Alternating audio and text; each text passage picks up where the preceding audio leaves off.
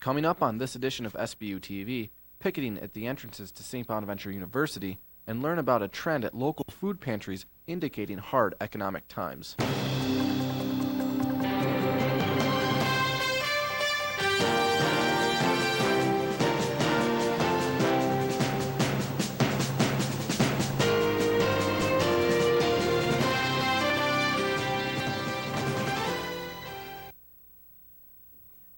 Welcome to this edition of Sbu TV News. I'm Caroline Bayard. And I'm Jeff Landers. St. Bonaventure University is turning 150 years old this year. To celebrate the occasion, the university held a convocation ceremony on April 1st. Amanda Fuller was there.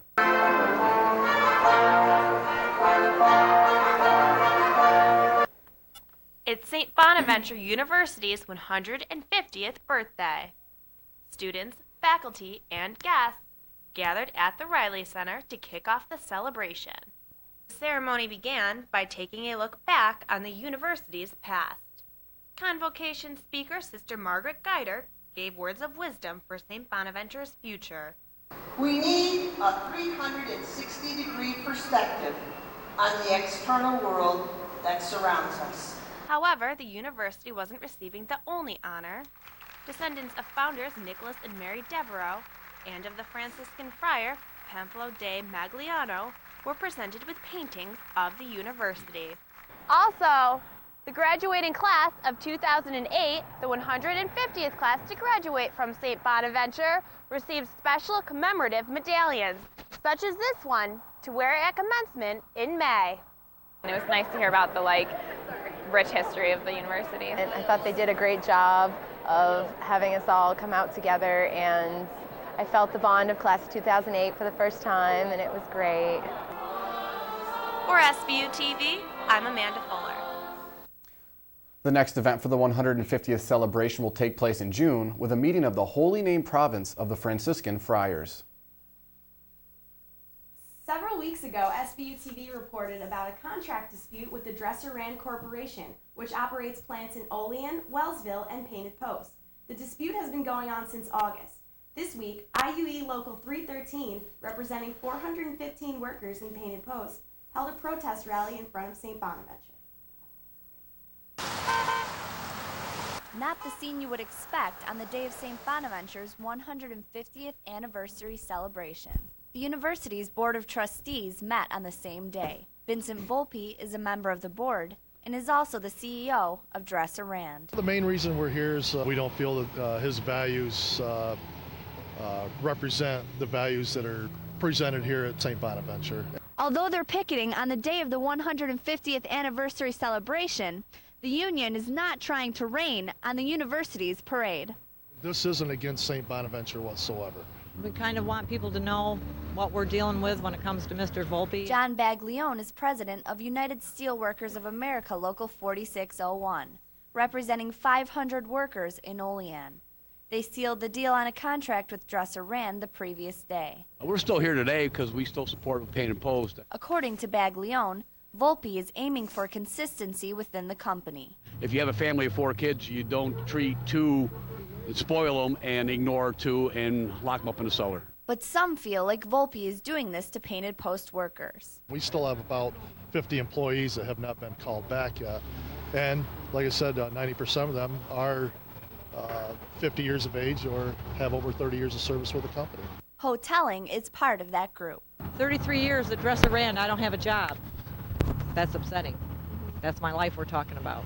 Linda Mosier stood on the picket line to support her husband, who has worked for the company for 34 years. The Rand used to be a really good place to work. There was a lot of pride. But now, it's almost like you bow your head.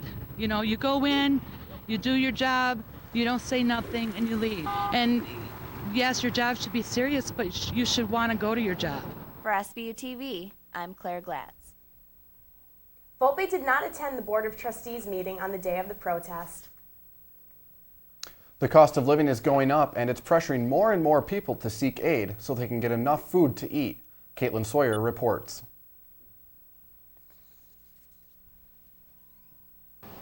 Driven by a mix of rising food and fuel prices, a record number of Americans will be using food stamps this year to feed their families. There are people who are conscientious, They're trying the best they can. According to the Congressional Budget Office, 28 million people are expected to need food stamps in 2008. Meanwhile, those in Cattaraugus County who aren't eligible come to the food pantry in Olean. We provide them 4 days of food, 3 meals a day for each family member. They have a variety of items which provide nutrition from the 5 basic food groups. We wouldn't give to our clients anything that we would not eat ourselves. Within the last year, the pantry has experienced a large increase in their clientele. In the number of meals, for January 2007, 3,609 meals were provided. However, this year, 6,132. The pantry will help a member until its services are no longer needed. Any of us could be in that situation someday. To help less fortunate families in your community, donate your unwanted food items to the local pantry. And they're there to help you and provide what you need. For SBU TV, I'm Kaitlin Sawyer. For more information on a food assistance program near you, visit the New York Department of Agriculture and Markets at www.agmkt.state.ny.us. With the value of the U.S. dollar dropping significantly against the euro, many American tourists found out that their dream holidays to countries such as Italy have become all of a sudden more expensive. CNN's Rome Bureau Chief Alessio Vinci reports about how American tourists are coping and offers quick advice on how to save a few bucks. Nothing will spoil Judy and Jennifer's Roman holiday, but the thought of a weak dollar is difficult to digest. So instead of a sit-down lunch, a quick, cheap sandwich will do for today. Save a little bit of money so that maybe we can spend a little bit extra on dinner. From food to fashion, American tourists are thinking twice about every dollar and euro they spend. That leather bag you always wanted to buy in Italy? Not this trip. Certain souvenirs will just have to wait. I made the decision that I wasn't going to change my plans radically, but I am very conscious of additional purchases. This may not be the right time to spend when even a can of soda can cost you more than twice the price back home. It's terrible. The American dollar is terrible here. I mean, I would certainly buy a lot more if the value of the American dollar was better.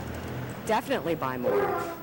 An estimated 4.5 million American tourists visit Italy each year. Tourism officials say so far they have seen a 5% drop in that number. American tourists here in Italy spend an estimated $10 billion each year. We want them to keep concentrate on Italy as a travel destination, so the Italian hoteliers are very, very sensitive to the American. They will keep an eye on them, and they will keep the price very, very firm. No increase on the price. One suggestion to save money: book your vacation with a tour operator in the US and pay for it in dollars before leaving.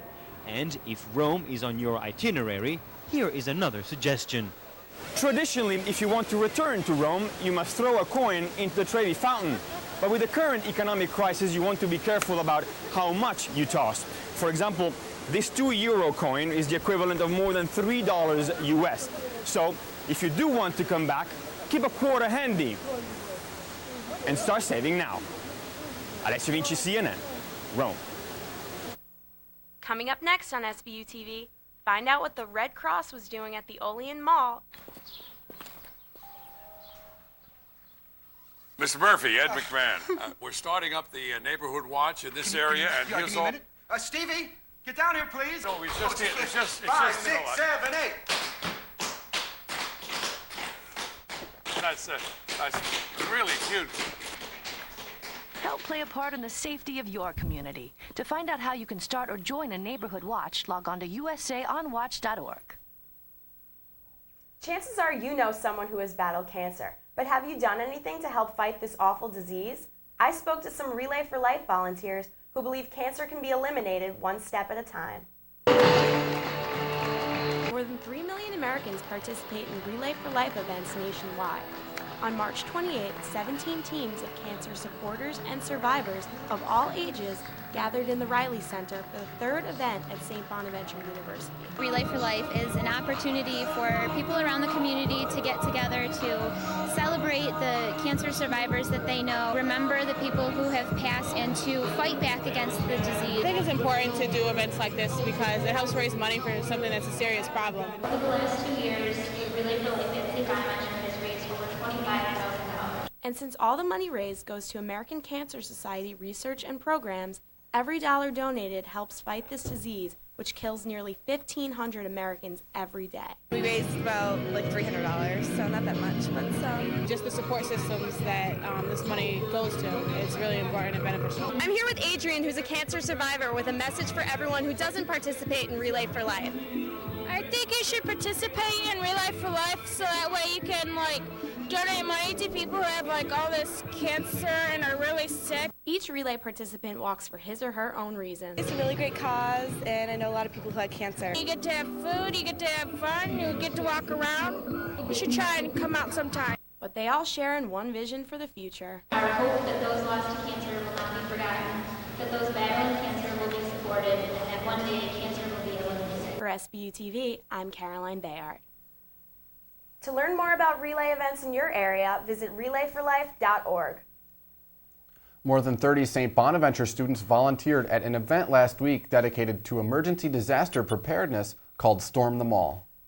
Recently, the Red Cross teamed up with other local organizations to hold the Storm event in Olean Center Mall. We want everybody to know as much as they can and be as prepared as they can for an emergency. Members of the Allegheny Sheriff's Office enabled parents to enroll their children in the Operation Safe Child program. We take a picture of the child, we take their fingerprints and all the pertinent information, their height, their weight, things like that, eye color, and it's all put into a computer system. If anything were to happen, if they were abducted or anything like that, as soon as we're notified, we'll send it out to every police agency in New York State. The Bolivar Fire Department was on hand to teach children what to do if they catch on fire. What do you do? Drop and roll. Children also learned what number to call in case of an emergency. The ambulance. The ambulance? Do you know what the number is? 911. Do you know what you're supposed to call if there's an emergency? 911. The Olean YMCA demonstrated proper pool safety in an activity where a Red Cross volunteer pretended to be drowning. Children learned how to prepare a disaster supply kit in an activity run by St. Bonaventure students. We had the kids cross out 6 items that they wouldn't need in the safety kit here, and then they went over to the boxes over here, and they took the cards and they placed 3 items that they would need in one basket, and then 3 items that they wouldn't need in another. What's something you don't need? TV. TV? What's something you need?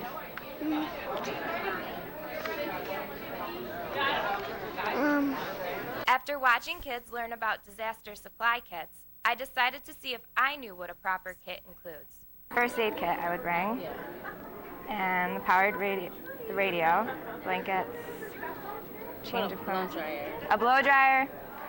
I probably shouldn't bring a blow dryer, but I would have to. Items needed in a disaster supply kit include a portable battery-powered radio, toothbrush, toothpaste, and soap, blankets, a first aid kit, food, water, a change of clothes, and a flashlight with batteries. Kids responded positively to the event. Most kids are really getting into it. They're very enthusiastic about it.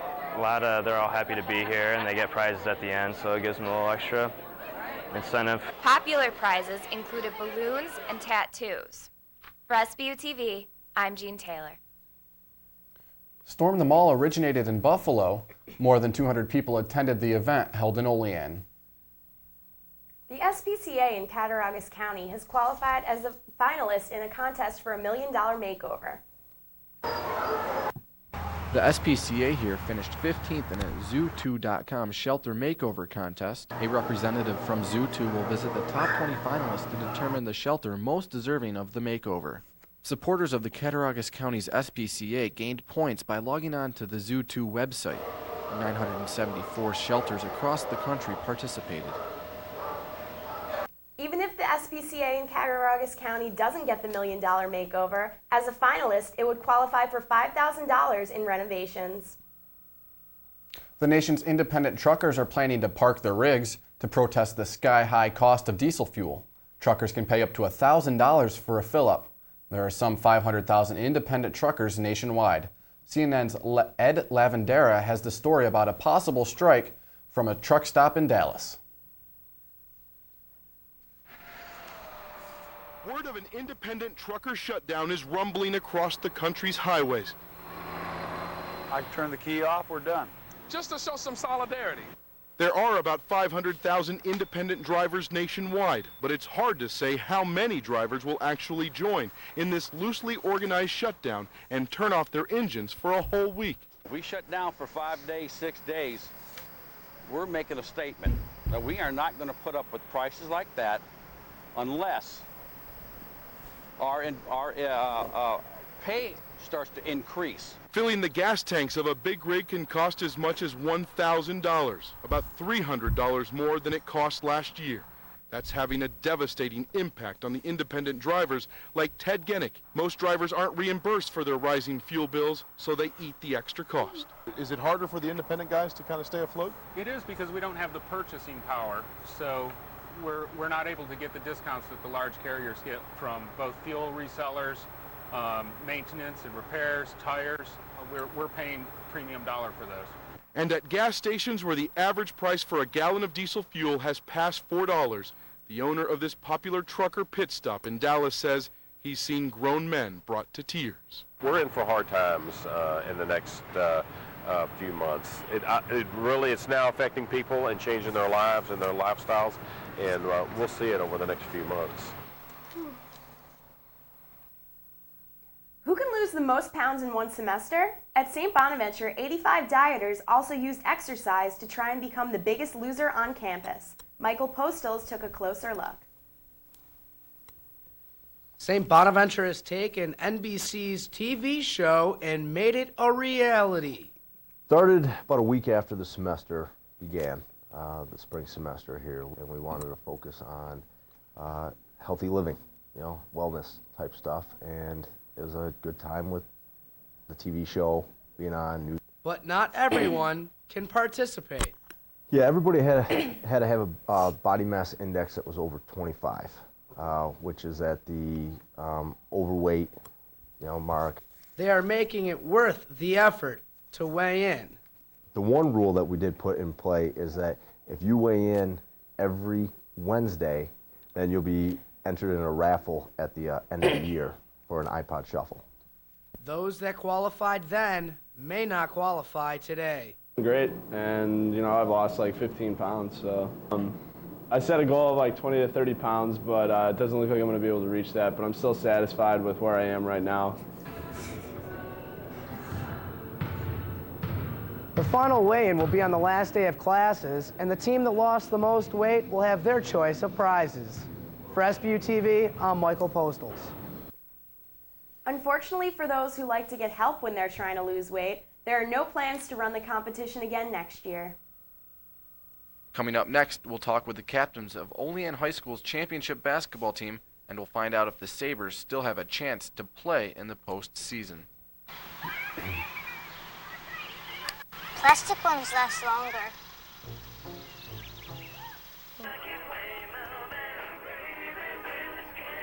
Pork bellies closed steady due to speculation that demand for bacon-related products. Read me this one, Daddy. Okay, honey. The less art kids get, the more it shows. Are yours getting enough? Art. Ask for more. AmericansForTheArts.org.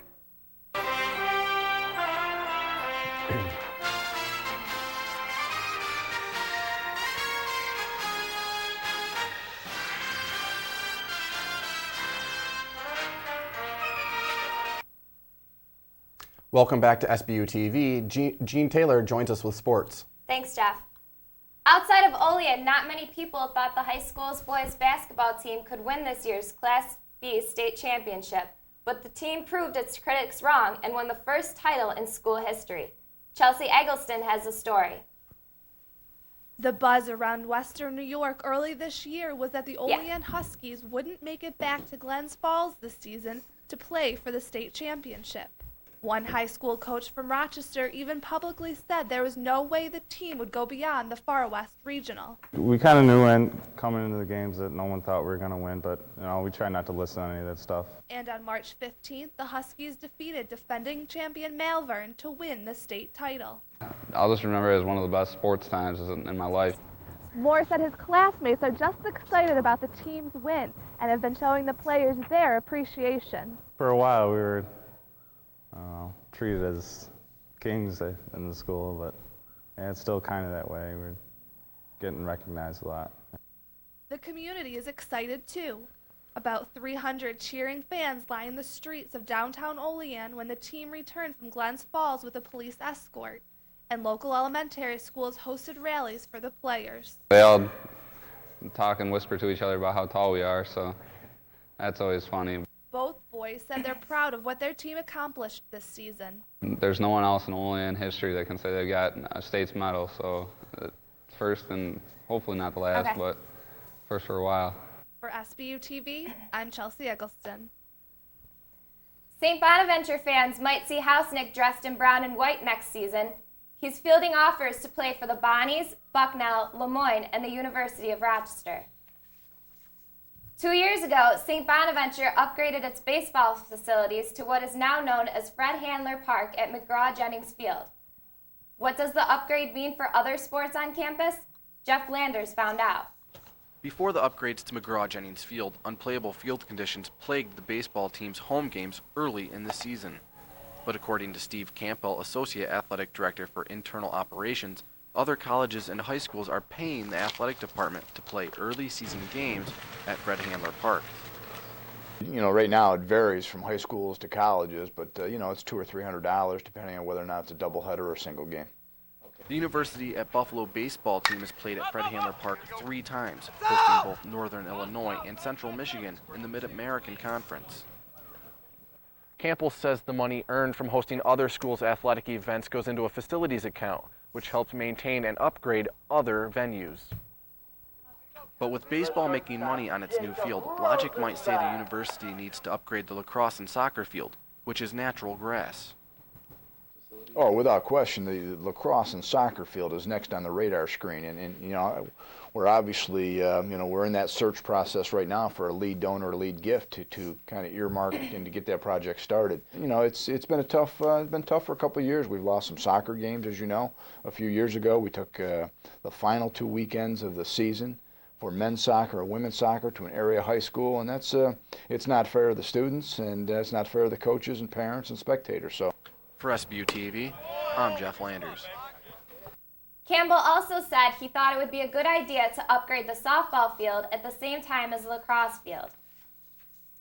The Bonnies baseball team hosted its first home game of the year at Fred Handler Park against the University of Buffalo on April 2nd.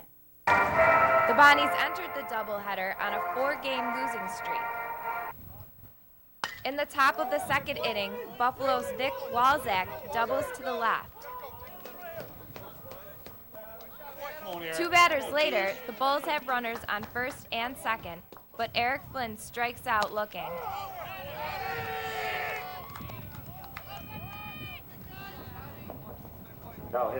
Bobby Pizzotto flies out to center, and Kevin McCall flies out to Randy Moley in center. Holiday Valley Resort, followed St. Bonaventure Bookstore. In the bottom half of the inning, Tristan Mulcahy fouls a ball off his left shin with a runner on third. Mulcahy wouldn't return. Ryan Mosier would pinch hit and pick up the RBI as he grounds into the fielder's choice.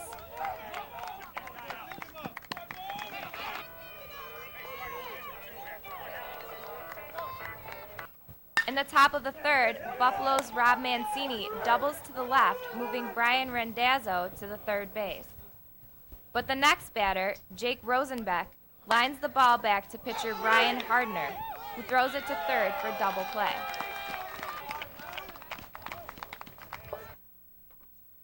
Randy Moley hit a 2-run home run in the bottom of the 5th to help the Bonnies take a 5-0 victory in Game 1.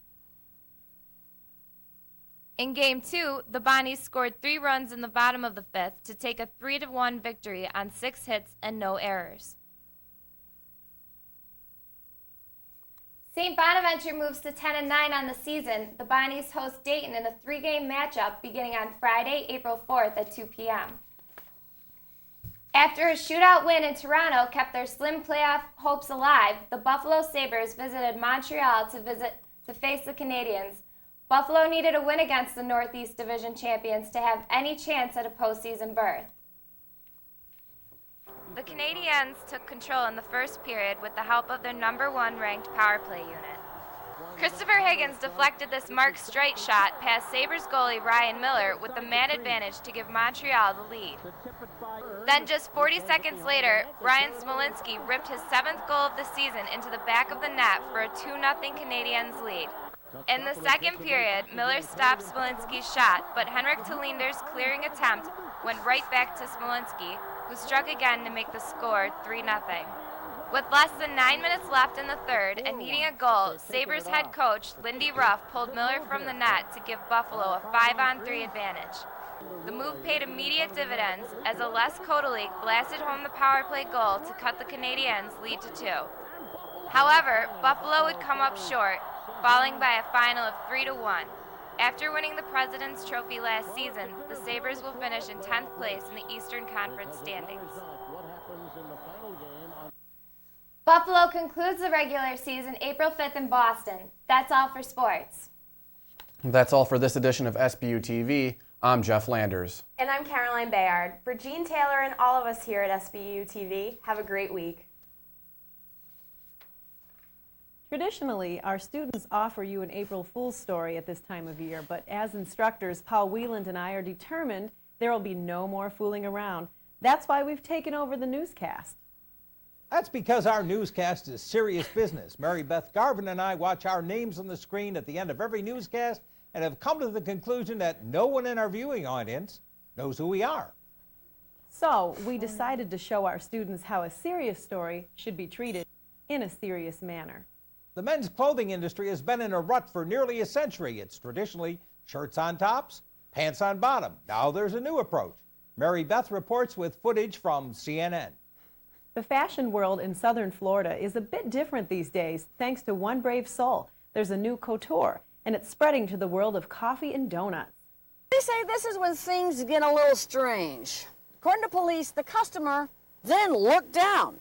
The clerk who served him the coffee looked down. That's when she noticed her customer was naked as a plucked bird. Was the gal upset? I think shocked would be the proper term for it.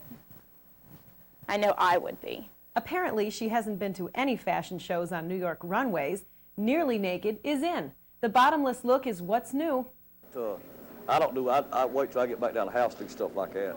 An anonymous male model is said to have started the bottomless trend at, of all places, the Daytona Raceway. It's a redneck that stole somebody's Corvette. At the Daytona 500? At the Daytona 500. He's trying to get back home. How do they know? That's what they do. They get drunk, they go get naked or whatever. I think it's crazy. I think these girls that had to be exposed to that, exposed to that. Here's a behind-the-wheel look as our pantsless model searches the Sunshine State for a Starbucks or a Tim Hortons. Style knows no boundaries. Are they going to say Hong Kong tailors have filed a formal complaint with the U.S. Federal Trade Commission about the loss of the men's pants business they formerly enjoyed. Belt makers are also expressing concern. For Mary Beth Garvin and all our SBU TV news team, this is Paul Whelan reminding you that April Fool's isn't just a day, it's a state of mind.